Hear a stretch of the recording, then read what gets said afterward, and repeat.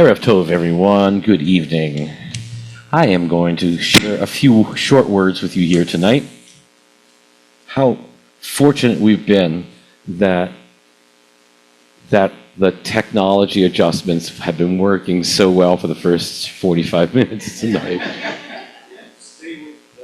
Stay away from that microphone. Stop that taxi. So, my custom on Erev Yom Kippur is to share a story of some sort or another. In particular, there's a lot of words that we're going to share, a lot of very serious prayers, some very deep commitments that we make. We're going to hear a little bit later on tonight from President of the synagogue about the state of our congregation in particular. And so I've always found it important on Kol Nidrey night to share a short story or two to allow us to reflect on some of the purpose of our gathering here. And tonight, I'd like to start with a Hasidic story that teaches us about the power of friendship, of empathy, and of heavenly compassion. And maybe it can get to the heart of what it means to pray and how your prayers might be heard or felt in these next days. So the story centers around two Hasidic rabbis, and vastly different in their approaches to Jewish life, yet united in their spirit. First was Rabbi Yitzhak Kalish, popularly known as the Vorka Rebbe, beloved foremost for his patience and his way of peace. He was known as a good person, passionate and inspiring, and a skilled teacher. The other, the Kotzker Rebbe, Rabbi Menachem Mendel of Kotsk, was most concerned about the pursuit of truth and justice. He would seek it out in any way he could to its finest point, almost to the expense of everything else. Though their paths were vastly different, they were nonetheless the closest of friends, so much so that even death would not keep them apart. So, when the Vorker Rebbe sadly passed away, a whole month went by without his appearance in a vision or a dream. The Kotzker Rebbe decided he would ascend to heaven himself to search for his beloved friend in all the places of Torah study. At every palace that he stopped at, they told him that his beloved friend, the Vorker Rebbe, had been there, but he had gone away. In growing despair, the Kotzker Rebbe asked the angels, the Malachim, "Where is my dear friend, the Kotzker Rebbe? Where is Rebbe Yitzchak? Where is the Vorker?" And the angels sent him into the into the direction of a very, very dark forest. It was the most fearsome and foreboding forest that he had ever been to. But he pushed on, anxious to discover the whereabouts of his friend. As he traveled deeper into the forest, he began to hear the sound of water, like the sound of a lake, water lapping on the shore. He reached the edge of the forest, and before him lay a great and endless sea stretching in every direction. By then, the Kotzker Rebbe had noticed a strange sound. Every wave, as it would swell high, cried out a soft but heartbreaking sob. The sound was terrifying, and at first he turned to run away. But then he saw, standing over at the edge of the wailing sea, staring at its melancholy waters,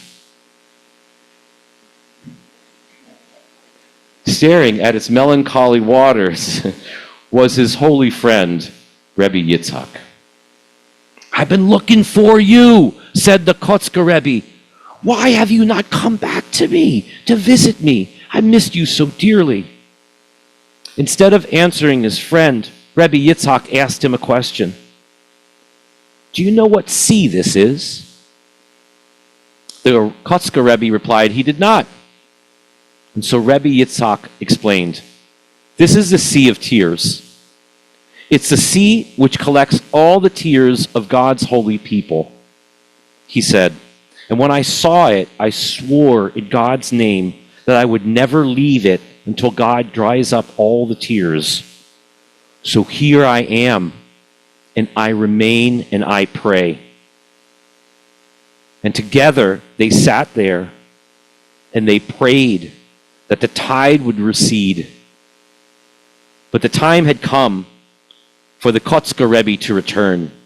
And so he bid his friend goodbye, shalom, adieu, with a hug, a chibuk, and said, we will not give up. We will continue until the sea is dry. The tears of truth can be healing. They're not crocodile tears. For our tears have the power to redeem us and bring healing. Truth with tears revealed in moments to our loved ones, our friends, about our shortcomings, the ways we've been abused, depressed, affected in the world. These moments of opening and coming out are the real moments of life that call on the very depths of our beings. The idea of a sea of tears may seem terrifying at first, but I personally find a sense of comfort knowing that there's a place where we are watched over. The tears in life are a part of what make us human. To cry shows that we're alive as much as laughter does. These emotional, deep responses are part of what make us human. They make us alive. But tears are not just for humans. For too long, humans believed somehow that animals didn't show emotion, only humans would show emotions. Well, we've become aware over many years now that animals such as whales, dolphins, elephants possess a very strong emotional connection to each other and strong emotional lives. I have to say, with note, the passing of Jane Goodall that was noted today, may she rest in peace, that I put this piece together long before I knew anything about her passing, to say much of her work allowed us to gain an understanding about the emotional lives of animals beyond ourselves. Helps us understand what it means to be human, but also helps us understand how we share this world. Emotions are part of what make us human, but also what connects us to all of the world. It's said that only through brokenness can we become whole, and through our tears we become redeemed. Like the broken call of the shofar, the tru'ah call, then the tekiyah gadolah that we'll hear tomorrow night.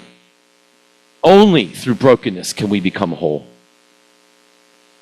Since October 7th, 2023, we've been in a state of suspension and brokenness. Disbelief over the thousands and thousands of deaths and all of our hostages whose lives lost, of all the lives lost, which were worlds upon worlds of potential, now only destruction. Like so much of the experience of the Jewish life in the world, we maintain a belief that despite the challenges of living in this world, it's still a better place when we reach into the depths of our lived experiences and work towards a world of peace and justice for all. My personal belief stems from my grandparents' family history and their experiences. One set on my father's side, surviving the Great Depression, and the other on my mother's side, surviving the Holocaust. What I gleaned from their lessons to me is that in every moment of life, to be alive is a blessing. In particular, not to take any day for granted or any moment for life for granted.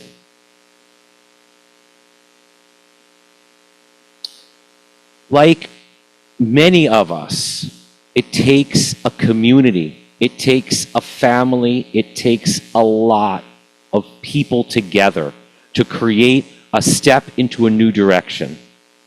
I spoke on Rosh Hashanah evening about the power of creating community and the power of transition to go from not having a building to having a building, from having pews to having chairs, to having one rabbi to having another rabbi, to having all these different parts of transition together. We do this together in life because it's part of the journey we share. I hope that we can work together in this community to the highest ideals that connect humans to one another. So that when we reach out, like the rabbis in our Hasidic story do, with the deepest tears and the deepest love of our souls, that we find a foundation of hope reflected in song and spirit that are healing to us all. May the words of our prayers and the kavanah, the intention of our souls, bind us to living true and good lives. May we find a way to bring peace into our world, into our country and our lives. And may we know the love and support of our true friends, our true community, our Yedidei Nefesh in life. Gemar Chatima Tova, may you be sealed for a good year in life. Good Yontif.